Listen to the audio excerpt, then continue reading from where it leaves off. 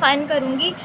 तो सबसे पहले इंग्लिश को बोलने के लिए और समझने के लिए हमें ये बात समझना लाजमी होती है कि टेंस किस तरह का है, मीन्स कि उसकी फॉर्म कैसी है, प्रेजेंट की फॉर्म है, पास्ट की फॉर्म है या फ्यूचर की फॉर्म है। तो हमें ये पता करना और कौन से वर्ब यूज़ करने चाहिए, हमें वर्ब के साथ कौन सी फॉर्म लगानी चाहिए, वर्ब की थर्ड फॉर्म है, फर्स्ट फॉर्म है, सेकंड फॉर्म है या फिर वर्ब की फोर्थ फॉर्म है। जो वर्ब की फर्स्ट फॉर्म के साथ आईएनजी फॉर्म लगाते हैं तो वर्ब की फोर्थ फॉर्म कहलाती है।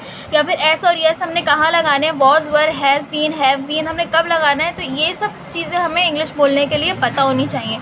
तो सबसे पहले टेंस की फॉर्म्स होती हैं, 3 फॉर्म्स होती हैं टेंस की। सबसे पहली फॉर्म होती है प्रेजेंट टेंस, सेकेंड फॉर्म होती है पास्ट टेंस और थर्ड फॉर्म होती है फ्यूचर टेंस। तो सबसे पहले प्रेजेंट इंडेफिनाइट की टेंस में डिफ़ाइन करूँगी। उर्दू में प्रेजेंट इंडेफिनाइट के जुमले के आखिर में ताहे आता है, तीहे आता है, तेहें आता है, ताहूँ, तीहूँ और तीहें, ये सब इसकी पहचान है। किसी भी प्रेजेंट इंडेफिनाइट के जुमले के आखिर में ये सब चीज़ें आएंगी तो हम समझ जाएंगे कि ये प्रेजेंट इंडेफिनाइट का सेंटेंस है हमारे पास। इसका फॉर्मूला होता है सब्जेक्ट प्लस वर्ब की फर्स्ट फॉर्म प्लस ऑब्जेक्ट। यहाँ पर टेंस दिया हुआ है मैं ख़त लिखता हूँ, मैं ख़त लिखता हूँ, ताहूँ आ रहा है तो हम समझ जाएंगे कि प्रेजेंट इंडेफिनाइट का टेंस है। तो हमने इसको ट्रांसलेट जब किया तो मैं मीन्स के आई, ख़त जो है हमारा वो ऑब्जेक्ट है। कोई भी चीज़ ऑब्जेक्ट अगर होती है हमारे पास तो वो सबसे लास्ट में जाती है, यानी एक्स्ट्रा वर्ड्स में चली जाती है। तो मैं मीन्स के आई, लिखता हूँ मतलब कि राइट, फर्स्ट फॉर्म लगेगी। फर्स्ट फॉर्म के साथ एस और एस उस कंडीशन में लगेगा अगर हमारे पास सब्जेक्ट हमारा थर्ड पर्सन सिंगुलर हो। थर्ड पर्सन सिंगुलर मीन्स के ही, शी, इट या फिर किसी भी जगह का नाम, किसी भी शख्स का नाम हो। अगर यहाँ पर मैं ख़त लिखती हूँ होता, नहीं वो ख़त लिखती हूँ होता तो शी राइट्स अ लेटर, आई की जगह शी आ जाता और राइट के साथ एस का इजाफा हो जाता। मतलब कि वर्ब की फॉर्म में एस और ईएस का इजाफा तब होता है जबकि सब्जेक्ट हमारा third person singular he, she, it या फिर किसी भी जगह, किसी भी शख्स का नाम हो सकता है। तो यहाँ पर सेंटेंस की ट्रांसलेशन बन गई है आई राइट अ लेटर। उसके बाद सेकंड एग्जाम्पल है वो हॉकी खेलते हैं। वो मीन्स कि वो बहुत सारे हैं, तो बहुत सारे लोगों के लिए दे यूज़ करते हैं हम। प्रोनाउन दे यूज़ होता है बहुत सारे लोगों के लिए। हॉकी एक ऑब्जेक्ट है, कोई भी ऑब्जेक्ट जो होता है वो सेंटेंस के आखिर में चला जाता है। तो वो के बाद दे के बाद हम खेलते यानी वर्ब लगाएंगे, दे प्ले हॉकी। ये बिल्कुल सिंपल सा सेंटेंस है। वर्ब की फर्स्ट सब्जेक्ट है, यहाँ पर वर्ब की फर्स्ट फॉर्म है और ऑब्जेक्ट है दे प्ले हॉकी। उसके बाद थर्ड एग्जाम्पल इसकी कुछ ऐसी है जो मैंने बोला था कि अगर सब्जेक्ट थर्ड पर्सन सिंगुलर होगा तो हम वर्ब के साथ एस या एस लगाएंगे। तो यहाँ पर सेंटेंस है वो रोज़ाना स्कूल जाती है। वो मीन्स कि किसी लड़की की बात हो रही है, वो रोज़ाना स्कूल जाती है तो लड़की के लिए हम शी यूज़ करते हैं, she goes to school daily. अगर यहाँ पर हम ये लगा देते हैं she go to school daily तो ये सेंटेंस बिल्कुल गलत हो जाता है, क्योंकि according to the sentence, according to the rule ये बात लिख दी गई है कि अगर थर्ड पर्सन सिंगुलर सब्जेक्ट होगा, जैसे कि यहाँ पे शी है, थर्ड पर्सन सिंगुलर शी यहाँ पर सब्जेक्ट है, तो हम उसके वर्ब के साथ एस या एस लाजमी लगाएंगे और बाकी जो उसके अदर वर्ड्स हैं वो आखिर में चले जाएंगे। वर्ब हमेशा सब्जेक्ट के बाद आता है, सब्जेक्ट के बाद आता है वर्ब हमेशा। बहुत से लोग ऐसे होते हैं कि वो उसको सेंटेंस के लास्ट में कर देते हैं, लेकिन सेंटेंस के लास्ट में उसकी जगह नहीं होती, फॉर्मूले में भी वर्ब सब्जेक्ट के बाद है। तो यहाँ पर सेंटेंस बन गया she goes to school daily. Fourth यहाँ पे एग्जाम्पल है नेगेटिव की। तो नेगेटिव सेंटेंसेस के लिए ये रूल है कि नेगेटिव सेंटेंसेस में थर्ड पर्सन सिंगुलर के बाद ही डज नॉट लगता है और बाकी जो सब्जेक्ट होते हैं उनमें डू नॉट लगाते हैं। डू नॉट और डज नॉट के बाद हमेशा फर्स्ट फॉर्म लगती है। यहाँ पर क्या रूल है कि अगर यहाँ पर मेरे पास ही, शी या इट होता, ही, शी, इट या फिर किसी भी शख्स का नाम होता तो मैं यहाँ पर डज नॉट लगाती यहाँ पर।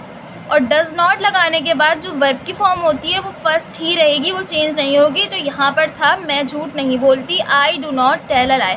आई क्योंकि थर्ड पर्सन सिंगुलर नहीं है, आई फर्स्ट पर्सन है, तो इसलिए यहाँ पर आई के साथ डू नॉट लगाया गया और डू नॉट के साथ वर्ब की फर्स्ट फॉर्म यानी कि टेल अ लाई लगाई गई। उसके बाद फिफ्थ एग्जाम्पल है यहाँ पर, क्या वो पैदल स्कूल जाता है। तो ये इंटेरोगेटिव का सेंटेंस है।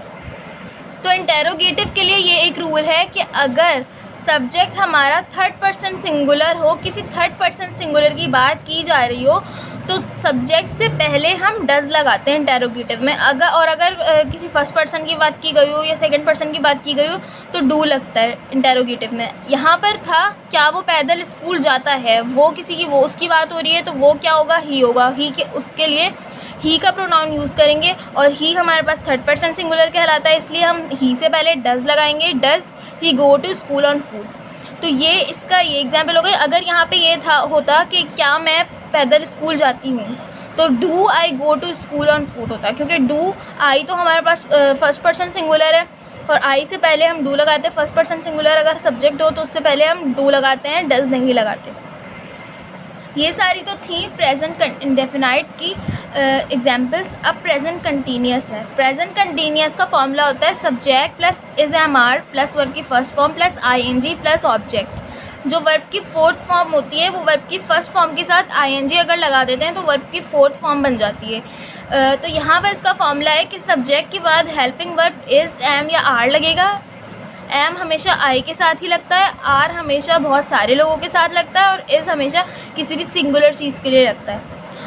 तो यहाँ पर सबसे पहला सेंटेंस है मैं ख़त लिख रहा हूँ। लिख रहा हूँ मीन्स वहाँ पर जो हमारी पहचान थी वो ता है, ती है, ते हैं था। यहाँ पर रहा हूँ, रही हूँ, रहे हैं, ये इसकी पहचान होती है।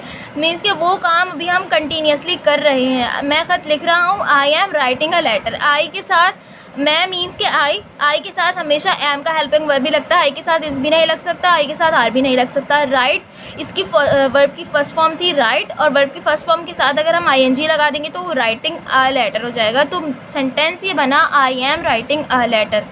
उसके बाद सेकंड एग्जांपल है वो पाकिस्तान का नक्शा बना रही है। तो वो मीन्स के बना रही है, अगर यहाँ बना रहा है तो यहाँ पे हम ही यूज़ करते हैं, लेकिन यहाँ पर बना रही है तो हम शी यूज़ कर रहे हैं। शी के साथ हमेशा इज़ लगता है। She is drawing the map of Pakistan.